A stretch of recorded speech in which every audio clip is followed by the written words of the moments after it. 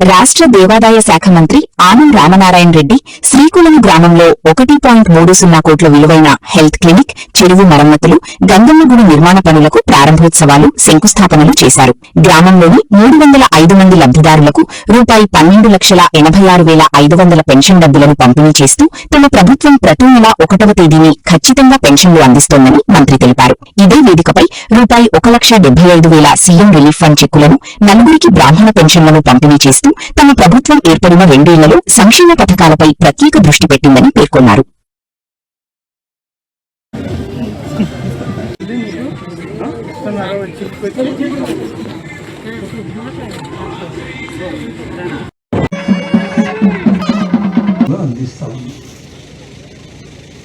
మన గ్రామానికి వచ్చేటప్పటికి శ్రీకుళంలో 305 మంది 12,86,500 రూపాయలు ప్రతి నెల 1వ తారీఖు సెలవు అయితే 30వ తారీఖు 31వ తారీఖు ముందు రోజే పెన్షన్లను పంపిణీ చేస్తామని ఈనాటి ప్రభుత్వం అని చెప్పి నేను మీ అందరికీ మనం చేస్తాను.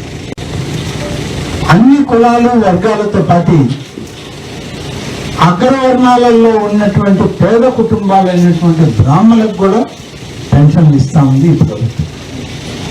రాష్ట్రం మొత్తం మీద 46,148 మంది బ్రాహ్మణులకి 1వ తారీఖు వచ్చేటప్పటికి 21,20,69,000 రూపాయలు పెన్షన్లని రాష్ట్రం అంతా కూడా పంపిణీ చేస్తున్నాం. 31.5 లక్షల ఆరోగ్య కేంద్రాన్ని పూర్తి చేసి వాళ్ళు ప్రారంభించారు. ఇది ఇవాళ మొదలుపెట్టింది కాదు, మీ అందరికి గుర్తుంటే మీ గ్రామ విషయం.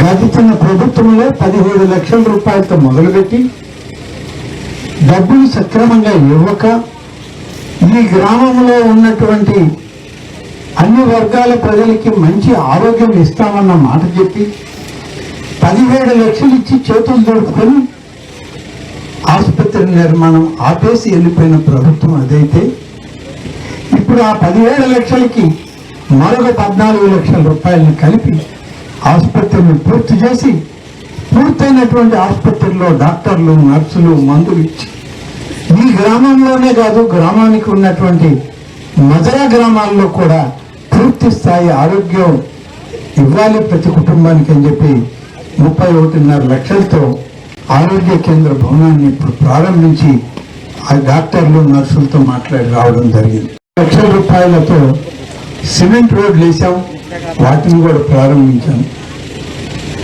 ట్రిపుల్ పథకంలో ఈ చెరువే అనుకుంటాను, ఈ చెరువు సరైనటువంటి విధానంలో లేదు, బాగు కావడం లేదు, సరిగా వచ్చిన నీరు తుమ్ములు గుండా పారడం లేదు, కట్టదెబ్బతినిపోతుంది అని చెప్పి, అంటే ట్రిపుల్ అనేటువంటి ఒక స్కీమ్ కింద కేంద్ర ప్రభుత్వం, రాష్ట్ర ప్రభుత్వం కలిపి ఈ చెరువు అభివృద్ధికి 29 లక్షల రూపాయలు మంజూరు చేసి మీ గ్రామ రైతాంగానికి అప్పచెప్పడం జరిగింది.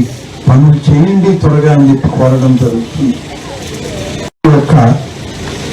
ఆలయ ప్రతిష్టకి